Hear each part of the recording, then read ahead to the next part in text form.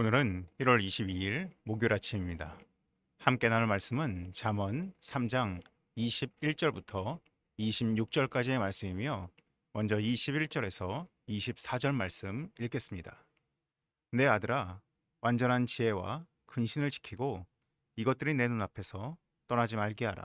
그리하면 그것이 내 영혼의 생명이 되며 내 목에 장식이 되리니 내가 내 길을 평안히 행하겠고 내 발이 거치지 아니하겠으며 내가 누울 때 두려워하지 아니하겠고 내가 누운즉 내 잠이 달리로다. 잠언에 나오는 아버지로서 훈계하는 12개의 내용 중 네 번째 내용이 나옵니다. 여기서 이제껏 보지 못했던 새로운 표현이 나옵니다. 내 눈 앞에서 떠나지 말게 하라는 입니다. 종종 영화에서 값비싼 보석이나 귀중한 물건을 지키는 경호원들의 모습이 보여질 때가 있습니다. 그들은 주변에서 폭탄이 터지거나 큰 소리가 나도 항상 시야 안에 귀중품을 눈에 담도록 요구받습니다. 지금 스승이자 아버지도 요구하고 있습니다. 정신을 집중해서 지혜에 집중하라고 가르칩니다. 그렇게 하면 내 삶에 활력이 넘치고 영광을 누릴 수 있다 말하고 있습니다. 또한 인생 가운데 평안함이 있고 발이 거치지 않는다 말합니다. 여기서 거치다라는 뜻은 돌에 걸려 넘어져 상처를 입는 모습을 의미합니다. 또한 잠자리에 들 때 마음 가운데 있는 두려움이 사라진다라고 말합니다. 24절 말미에 내가 누운즉 내 잠이 달리로다라는 표현이 나오는데 여기서 달리로다는 뛰는 것을 의미하는 것이 아니라 달콤하다를 의미합니다. 잠자리가 달 것이다라고 말하고 있습니다. 우리가 하루를 살다 보면 여러 실수를 하게 됩니다. 특별히 우리가 하는 대부분의 실수는 말을 통해서 행해집니다. 그래서 우리는 한 번 더 생각해보고 말을 해야지라고 마음속으로 다짐합니다. 특별히 하나님 앞에서 말씀에 비추어 한 번 더 생각해보는 것, 이것이 21절에서 말하는 지혜가 우리 눈앞에서 떠나지 않게 하는 행위입니다. 과연 나의 말이 지혜로운지, 나의 행동이 하나님 뜻에 부합하는지, 이 말을 하는 것이 맞는 것인지 살펴보고 말하는 것입니다. 우리가 결정적인 순간에 지혜를 따라서 말하고 행동하면 잠자리에 들 때에도 그 순간을 생각하면 잠이 참 잘 옵니다. 하지만 우리가 지혜를 따라서 분별하지 않고 감정에 따라서 특별히 분노, 질투, 미움의 감정을 그대로 담아서 막말을 하고 행동을 하다 보면 우리 마음속에 찝찝함과 거리낌이 남습니다. 그러면 잠자리에 누워도 마음이 불편하고 심지어 악몽을 꿀 때도 있습니다. 달콤한 잠자리와 뒤숭숭한 잠자리는 그 사람이 하루 동안에 얼마나 지혜를 쫓아 살았는지에 의해서 결정될 수 있음을 말하고 있습니다. 25절에서 26절입니다. 너는 갑작스러운 두려움도 악인에게 닥치는 멸망도 두려워하지 말라. 대저 여호와는 내가 의지할 이신이라. 내 발을 지켜 걸리지 않게 하시리라. 앞구절에서도 지혜를 지키면 두려움이 없을 것이다 언급했습니다. 그런데 이번에는 명령형으로 두려워하지 말라라고 이야기하고 있습니다. 가파른 절벽 위 혹은 높은 산 꼭대기에 서 있으면 두려움의 감정이 듭니다. 이러한 두려움의 감정은 너무나 자연스러운 것이고 어쩔 수 없다라고 치부해 버립니다. 그런데 모두가 그곳에서 두려움을 느끼고만 있는 것은 아닙니다. 누군가는 그곳에서 패러글라이딩을 하기 위해서 점프를 하거나 윙수트를 입고 뛰어내리기도 합니다.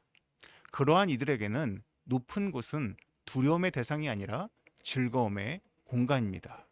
그래서 두려움은 감정의 영역이기도 하지만 동시에 선택의 영역이라고도 합니다. 그렇다면 어떻게 두려움에 머물러 있지 않을 수 있겠습니까? 생각해보면 높은 곳에 있다는 것 자체가 우리에게 어떠한 피해를 줄 수는 없습니다. 그곳에서 떨어져야 위험한 것입니다. 두려움을 이기는 사람들은 확신이 있습니다. 내가 윙수트를 입고 있으면 혹은 패러글라이딩을 하면 안전하게 내려올 수 있다라는 확신입니다. 하나님도 우리에게 확신을 가지라고 말씀하고 계십니다. 내가 너희들에게 낙하산이 되어 주어서 높은 곳에서도 떨어져도 상하지 않을 테니 두려워하지 말라라고 이야기하고 계시는 것입니다. 그래서 26절에 다시 말씀하십니다. 여호와는 내가 의지할 이시니라.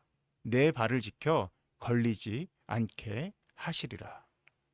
개그우먼 김지선 씨가 고백한 간증의 내용이 있습니다. 잠시 들어보시겠습니다. 사실은 제가 그때 항상 기도했을 때가 그 어렸을 때 좀 부유하지 못한 가정 속에 살아서 제가 그렇게 통장이 채워지기를, 그러니까 정말 이렇게 나 부자 되는 게 제 목적이었어요. 그냥 삶의 목적이. 근데 그때 당시 진짜 한 달에 많은 분들께서 놀랄 수도 있는, 거의 한 2억을 막 벌 정도로, 2억 3억을 벌 정도로 그때 막 대박이 났었어요. 정말 그렇게 돈을 막 엄청나게 버는데 하나도 기쁘지가 않은 거예요. 왜? 일을 하니까 가족을 볼 수가 없고요. 일을 하니까 잠을 잘 수가 없고요. 일을 해야 되는데 먹을 수가 없는 거예요. 다이어트를 해야 되니까. 제가 집에 와서 자요. 그런데 애들은 오랜만에 엄마를 보니까 엄마하고 깨우니까, 그러면은 애들이 보고 싶었던 애들을 보면은 즐거워야 되는데 내가 이 소중한 내 잠을 깨웠다는 거예요. 화가 나는 거예요. 그래서 애들 안 데리고 가! 막 이러면서 소리를 지르고 거의 미친 사람이 돼가는 거예요. 근데 하루는 또 일을 하러 나가야 되는데 매니저가 뻗어버린 거예요. 너무 스케줄이 많으니까 오질 못했어요. 근데 이제 방송에, 생방송에 나가야 되니까 제가 제 차를 가지고 운전을 하고 가는 거였어요. 운전을 하고서 방송을 끝내고, 그러고서 제가 제 차로 이제 집에는 갖다 놔야 되니까. 근데 매니저가 늦게 와가지고 제 앞에서 막 미안해가지고 그러는데, 집에서 만나! 막 이러고서 집으로 딱 갔는데 제가 막 이 올라오는 화를 막 참지를 못해갖고 막 운전을 막 험악하게 하는 거예요. 그러다가 제가 앞차를 들이받아요. 트럭을 딱 들이받고 나서 트럭 운전사가 나왔는데, 제가 들이받은 거니까 제가 가해자잖아요. 근데 트럭 운전사가 나오죠. 아우 저한테 이렇게 오는데, 제가 그때 차에서 뭐 어떻게 하고 있었냐면 미쳤어. 그러면서 제가 계속 제 머리를 때리고 있으니까 이 사람이 정말로 제가 미친 여자인 줄 알고 저는 괜찮습니다 그러고 가시더라고요. 그러니까 매니저도 와가지고 누나 괜찮으세요? 그러는데 제가 계속 미쳤어 그러니까 어떻게 할 바를 모르는 거예요. 근데 그때 제 마음에서 이렇게 올라오는 음성이 있더라고요.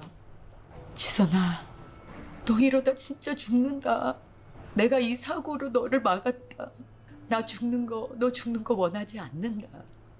일이 없을 때 예전에는 불안했어요. 또 가난해지면 어떡하나. 그런데 그 뒤에 어떤 생각이 드냐면, 이 시간은 내가 지금까지 열심히 일하면서 살았으니까 이 시간은 우리 가족들과 함께 좀 쉬면서 보내라는 그러한 좋은 시기구나. 나한테 주는 여유로운 그런 기간이구나 라는 생각에 두렵지가 않은 거예요. 김지선 씨가 가졌던 그 두려움처럼 우리 각자도 가지고 있는 두려움이 있을 것입니다. 여러분, 그 높은 곳에서 떨어져도 우리는 죽지 않습니다. 왜냐하면 하나님께서 우리를 받아주시기 때문입니다. 오늘 하루 두려워하지 않기로 선택할 수 있는 우리 모두가 되었으면 좋겠습니다. 기도하겠습니다. 사랑이 많으신 하나님 아버지, 두려워하지 말라는 주의 말씀을 붙잡고 오늘 하루 우리가 담대히 살기 원하오니 우리에게 하나님의 용기와 보호하심을 허락하여 주시옵소서. 이 모든 말씀 예수님의 이름으로 기도드립니다. 아멘. 이어서 화면에 보이는 기도의 제목으로 함께 기도하시기 바랍니다.